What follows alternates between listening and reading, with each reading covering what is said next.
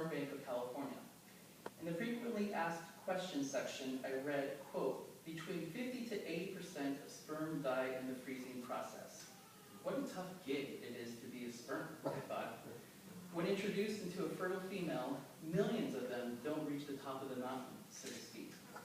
Even in the freeze and tuck you away, just in case I need you game of sperm storage, most of my procreative puppies would die.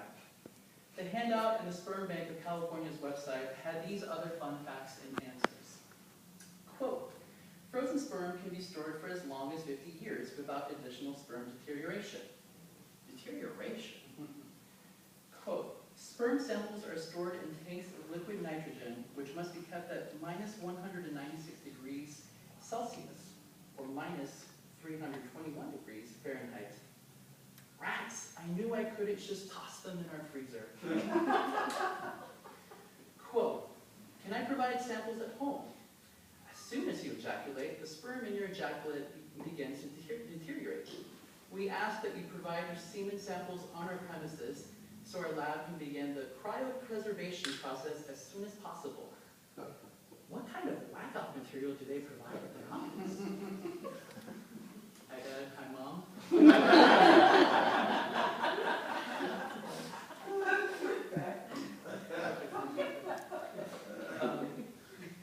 After I told Kelly I had not checked the sperm bank's pricing, I could hear a flurry of keystrokes in the living room.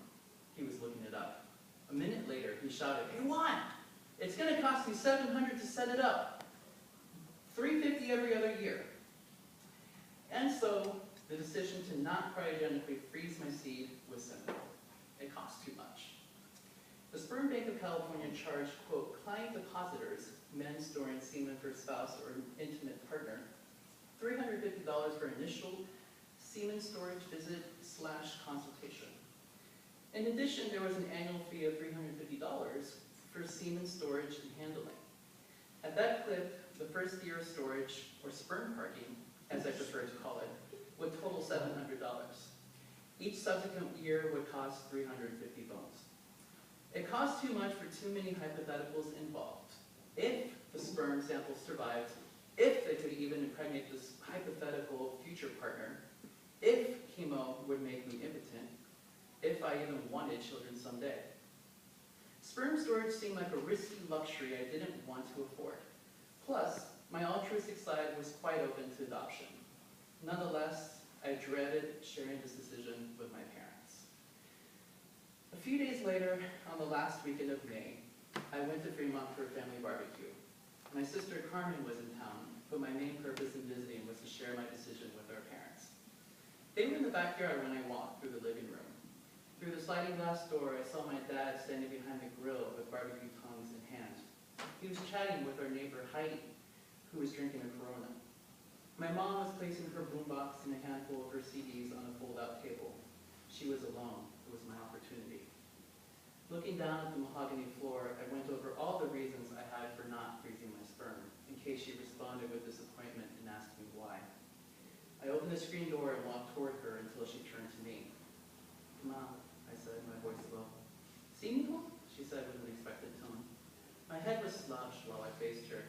I looked off to the side, hesitant to look into her eyes, as though as a boy who knew he had done something wrong. "You know about how I have to decide if I'm freezing my sperm?" "See?" I decided not to. I did some research and it just costs too much. "Oh, don't worry about it. Like I told you before, my coworker's husband had testicular cancer. He had one of them removed, and now they're married and have 2 kids. Whew.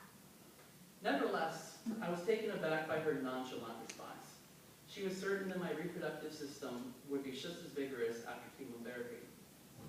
At the time, I almost felt charmed that the matter of someday fertilizing my own children was out of my hands. It was as though it was up to the cosmos if my blood would carry on. In a way, it seemed beautiful. What if the chemo would make me sterile? And what if I ever had a partner who was adamant about having my children?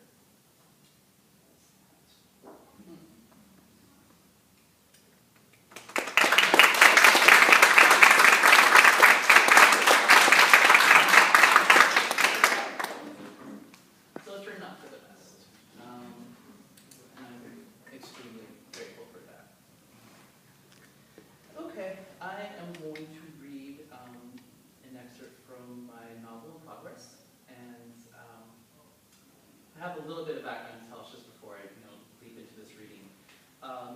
the novel right now, who knows if I ever finish it, who knows what it will be in the end, it might just be an eternal mess forever.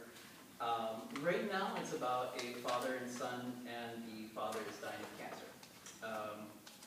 So this little chapter is going to be a death journal entry that the father is writing for his son. His son is named Lenny. And they lived in San Francisco, and the son, Lemmy's mother, died when he was 1, so that might be helpful to know. Here we go.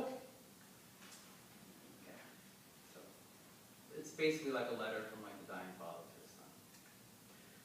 Mi querido hijo, remember when you were a kid and I took you to the circus for the first time? I think you were 5 or 6. It was at the Cow Palace. You fucking loved it. The elephants, the tigers, the fire twirlers, especially the trapeze artists. You were mesmerized by them, flying and swinging and twirling through the air. You couldn't keep your eyes off them, especially the guy who walked across the high wire. It was the most amazing thing you'd ever seen. After we left, you were tugging my arm in the parking lot and kept saying, "Papa, let's join the circus." It's like you had found the coolest club in the whole world. And I told you we couldn't because I had to work to feed us, and you had to go to school and learn. You did not appreciate this. You crossed your arms for the entire ride home. There was no consoling you. Then we drove past the billboard advertising the circus, and you tried one last time to persuade me by saying, "Come on, let's run off and join the circus." Stubborn motherfucker, just like your old man. Excuse my potty mouth. Now, for a different reason, I wish you and I could run off and join the circus. Mi hijo, if you want to keep the spirits of me and your mother alive after I'm gone, I think you should visit some of our old haunts. They're sprinkled around the city. I'm glad you and I are going to visit many of them one last time. But in case we don't get around to some of them, here's a list where you can find your mother and father. Seward Street Slides. Your mom and I went here on one of our first dates. She knew a woman who did some babysitting, and she used to take the kids to this park. I never heard of this park or slides, but your mom talked about them like they were the greatest thing since the electric waffle maker. I remember your mom and I walked up to the slides carrying folded up cardboard boxes. I felt so fucking stupid, but guess what? It was fun, lots of fun. Your mom loved it so much she went down the slide 3 times. I went twice. ¿Te sorprende? The last time she went, I waited at the bottom of the slide for her. She had this great, big, childlike smile that was bright like the sun. I think I fell in love with her right then and there. City Hall. As you know, your mom and I got hitched here. Got married halfway up that gorgeous staircase. Your tia Elsa and Tio Maximo were there. Mi Tio Francisco and Tia Graciela were in my corner. I remember the sunlight streaming through the windows. After the ceremony, your mom and I walked hand in hand up to the 2nd floor with our photographer. We took a bunch of photos by the railing when she spotted a group of tourists down at the lobby. They were standing by the staircase, looking around, gawking at everything. A few of them pointed at us and smiled. Your mom and I felt special, and she said in her heavy accent, "Are you ready?" They were startled, but one woman shouted back, "We're ready!" And your mom turned and flung her beautiful bouquet behind her, high up into the air, and the woman jumped up to catch it. She was so happy, and then a couple of the other tourists started snapping pictures of her with the bouquet. Then she hollered up to us and said, "I gotta take a picture with you." So we went downstairs and took a bunch of pictures with her, and even a few with the rest of the group who had congratulated us and wished us well. It seems kind of silly to say this, but even though we never saw or spoke to any of these people ever again, that was one of the happiest moments of my life. And it was all thanks to your mom. Because if I were her, I'd never throw my wedding bouquet to a bunch of strangers. But that was your mom. Land's End. I proposed to your mom here. Did you know that? It was one of her favorite places in the city, probably the entire planet. She loved and yearned for the sea in a way that I haven't, even though I grew up right next to it. When she was pregnant, we liked coming here for hikes since it wasn't too strenuous for her. You never kicked much while we walked around Land's End, even when she was 7 months pregnant with you.